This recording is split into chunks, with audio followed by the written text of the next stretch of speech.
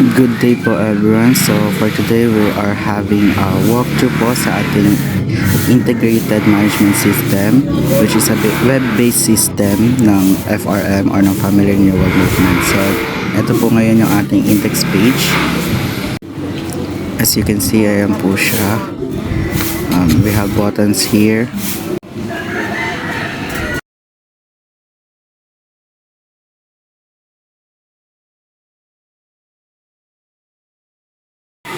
So here po yung About Us page ng FRM, kung ano po ba yung FRM, and we can also see yung mission and vision ng FRM here.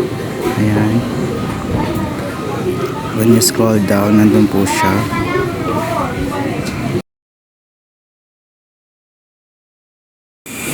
And when you scroll down ulit, nandito po yung YouTube ng ating FRM, and you can play it on this website po, on this page po. Ayan po.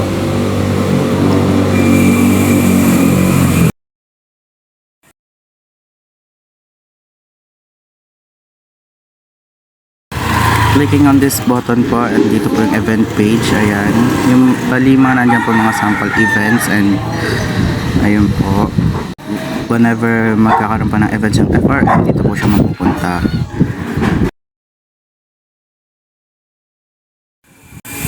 So from here po, ito po yung contact page ng FRM, on where you can see the details po, yung contacts, and then yung location po ng FRM, which is yung Covenant House po sa Las Piñas. Ayan. So on this page po, ito po yung login page. We're gonna start on the functions po. Ito po, mag-sign up po tayo, and kapag nakapag-sign up po kayo dyan, and then nakapag-register, magde-direct po kayo sa login page, and then you can log in yung account po na nagawa po natin. Ayan po. Once you were logged in na po, mag-redirect po tayo sa members dashboard ng ating system po, and you can push the home button po para magpunta po tayo dun sa may homepage. Ayan po. So doon po sa homepage, meron po tayong donation page kung saan pwede po mag-donate, and mag-donate po sa FRM. Ito po siya, and andyan, ang means po ng donation po natin ay through GCash lang po.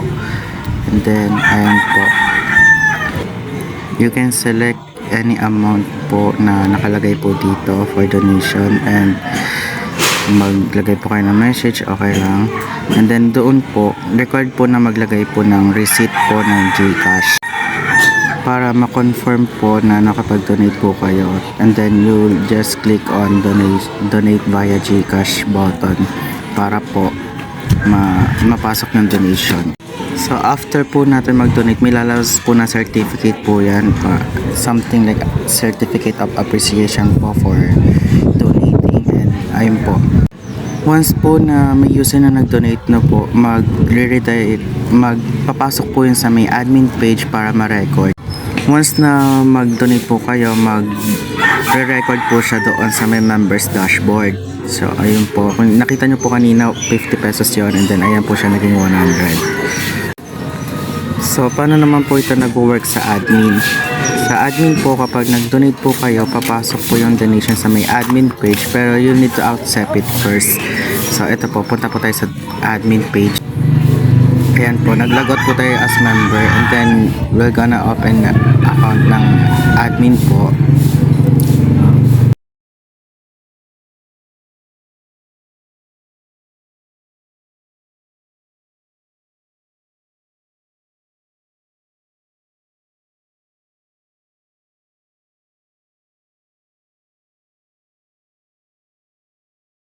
Bali, ayan po lahat yung naman ng admin page.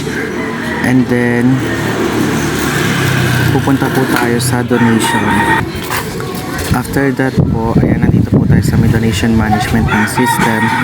Makikita nyo po, kailangan po i-approve ng admin yung donation para before po siya ma-record doon sa may transcript.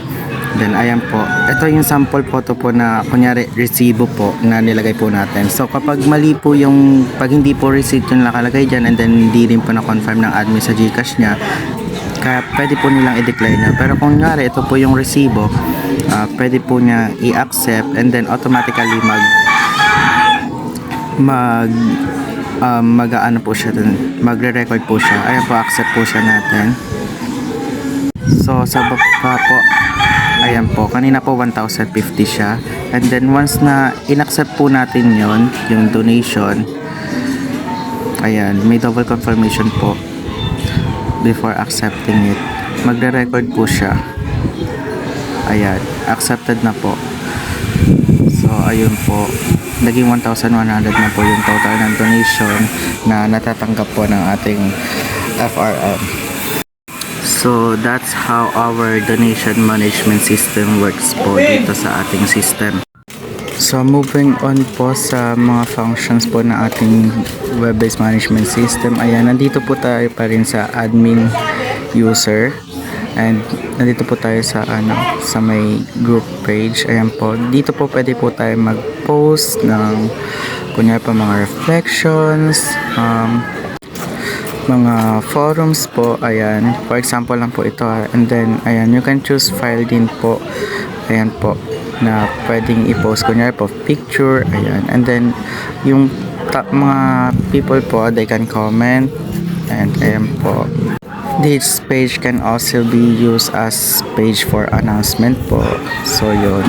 So dito po sa ating homepage, may makikita po kayong Let's Chat button. Nandiyan po yung mga chatbot. Kung may mga inquiry po yung user regarding sa mga events or sa mga services na ino-offer po ng FRM, pwede po sila magtanong dito. And ayan po. Bali yung mga questions po dito ay preset po sila, and then kung ano po yung question na i-click po doon, sasagutin po yun ng chatbot. Going back sa admin control panel, makikita po natin dito yung event management. Dito po pwede po tayo mag-create ng event. Ilalagay po natin dyan yung mga details like yung title ng event, event date, and then yung description ng event po. So ayun o. Pag nalagay po natin yung description, pwede na rin po tayo maglagay ng picture regarding sa event. Ayan. Kapag magpunta po tayo dun sa may homepage, makikita po natin yung event management. Ayan po, bali nilagay ko pang event is single discovery and makikita po siya dito. So pag nandun po tayo sa homepage, ayan po, papasok po siya doon sa my homepage ng event. So bali po yung nilagay ko pang event is single discovery. Ayan po. Ayan. And then, ayan po yung mga event po na upcoming, recent events, gano'n. So, dito po, kapag tinignan po natin yung event registration, makikita po natin kung sino yung mga nag-register na member doon sa event. Dito po, mamamanage po natin yan dyan sa may admin control panel po. Tanging yung admin lang po yung makakita nito. So ayun po, katabi po nung mga events, all events po makikita po natin dito sa may pwede po natin sila i-delete once na tapos na po yung event. Pero we can choose not to delete po. Like for example, dito po, punta po tayo sa may event page, sa ating homepage po. And makikita po natin dyan may mga past events po na nakalagay. Bali, ayun po yun yung nasa taas. Ayan. Ito po yung mga events na hindi po natin dinelete doon and malalabel lang po sila as past events dito. Like for example, yung August 17, 2024, yung event na talk, which is titled as The Living Bread Nourishes Us. Going back sa ating admin control panel, nandoon po yung create announcement. So dito po pwede po kayo maglagay ng announcement. Ilalagay nyo po yung title kung para saan po yung announcement na yon, and then yung content po ng announcement niya. And once po na pinublish nyo po yung announcement na ito, ay mapupunta po siya sa magda-direct po yung announcement sa members dashboard po. Next is still part of our event management system po dito sa ating integrated management system. Ano po is yung mass and seat management. Ito po yung pwede po natin siya actually i-gamitin sa mga event na kailangan po ng mga seat, like yung may reservation po. Like for example, yung past event po ng FRM, yung mass dinner po. Ayun. So ayan po, dito po magkakaroon po ng kung sino pong, kunyari po sa mass, maglalagay po tayo ng pastor, mag-assign po tayo dyan, or ng priest rather. And ayan po, dito po natin ilalagay yung mga details ng magiging event po. So once for example nalagay na po natin lahat ng details po para sa event, ayan po, we can manage here dito po. Bali, ito po yung real-time seat monitor po kung saan makikita po natin yung mga reserved seats sa mga event po na kailangan po ng reservation sa seats. Ayan. So, paano naman po ito nag-work sa member? So, ito po, maglalagin po tayo ulit as member. After po natin makapag-login dito po sa members dashboard, makikita po natin itong my prayer request. Dito po, since meron po tayong intercessory ministry, pwede po tayo maglagay dito ng ating mga prayer requests. Yan, dito po sa baba po niya, makikita po yung mga prayers na answered. And then, dito po sa may announcement, kagaya po kanina na pinakita po natin, papasok po yung announcement dito po sa member profile. Ayan po, nakalagay po corporal worship, and then kung saan po siya gaganapin, ayun po. Dito pa rin po sa ating members dashboard ay makikita po natin itong request certificate na tab, and pwede po tayo mag-request ng certificate dito na galing sa FRM. Like for example, membership certificate, ayan, and ilalagay po natin kunyari yung additional details po, kunyari po yung details such as graduate po ng SD14. So once po na nalagay na po natin yung details ng certificate, pwede na po i-approve yun ng admin. And once na na-approve po ng admin yun, makikita po natin itong mga certificate na ni-request natin sa dito pa rin po sa may members dashboard, sa may baba lang po nito. Bale, ito po siya. Ayan, once na clinic nyo po yan, dyan po lalabas yung certificate na, ayan, membership certificate. Ayan po. Once approved po, pwede pong ma-print itong certificate na ito. And then, ayan po, let's explore pa rin po sa ating members dashboard. Ayan, dito naman po tayo sa may prayer request na po. Pwede po tayo mag-submit ng prayer request dito po, since nga po meron po tayong intercessory ministry.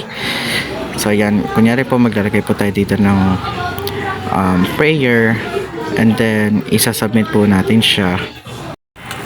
And then, ayan po, once na nasubmit po natin yung prayer, makikita po natin siya sa my prayer request record po, na ito po, nakalagay po na pending. So, ito po, dito po sa members dashboard, nakikita naman po natin yung mga event na ginawa po ng admin. And, pwede po tayo mag-register dyan. Ayan. Once na nag-register na po kayo, mamamark as registered po. And, ayan po, makikita din po natin siya dito sa may event page. Bali po, nung gumawa po tayo ng account, naglagay po tayo ng mga information po. And dito po, pwede po natin i-edit yung ating information sa ating personal profile. And then, once na nakapag-register po tayo sa isang event, ito po yung mara-record sa event na yon, kung anong address nyo po, yung contact number, and then yung ministry involvement. So, maglalagin po ulit tayo as admin para po ma-accept yung prayer request na sinubmit po natin, and then yung mga nilagay po natin dun sa members dashboard. So, once na nakapag-login po ulit tayo as admin is mapupunta po tayo sa admin's dashboard. So, kanina po sa ating members dashboard ay nag-request po tayo ng certificate. So, ayan po, nakita naman po natin yung certificate doon. Pero dito po ipapakita po natin yung process kung paano po natin siya i-view as admin and i-accept po para mapunta po doon sa member. So, yan. So, balik po tayo sa ating event management. Kung kanina po as member is nag-register po tayo sa event, ito pong single discovery, pupuntahan na po natin yung view event registration. So yan, ito po yung details ng event na yon. And then, para po makita natin yung pindutin na po natin itong view event registration, and then makikita po natin yung mga nag-register doon sa event. Ayan po, nandiyan po yung email nila, yung mga description nila, and then yung date kung kailan po sila nag-register sa event na yon. So ayun, going back sa ating admin's dashboard is pupunta naman po natin yung mga prayer requests. As we can see here po, ito po yung event ay yung prayer request management po natin, kung saan makikita po natin yung mga nag-request ng prayer. Ayan po. So yung nilagay ko po dito kanina is for good health, for the souls of the faithful departed, ganyan. And then you can choose na kunyari nagpa-pray pa lang po ang intercessory ministry for here, ilagay po natin as in progress, and kapag tapos na po, pwede na po natin i-mark as done. Ayan po siya. So, balik po ulit tayo sa ating admin's dashboard. Makikita po natin itong financial reports na ito po yung financial report ng mga nag-donate yan. Pwede nyo po i-view siya as yung daily donation po, financial report ng mga nag-donate, and then weekly, and then monthly. Ayan po. So, from there, we will end our walkthrough na po, and God bless everyone. In Ephesians 2 verse 10, it says, "For we are God's handiwork, created in Christ Jesus to do good works, which God prepared in advance for us to do." Muli maraming salamat po sa pakikinig and pagsama sa akin dito sa walkthrough po sa aming web-based integrated management system, and maraming salamat po ulit, and God bless po sa ating lahat.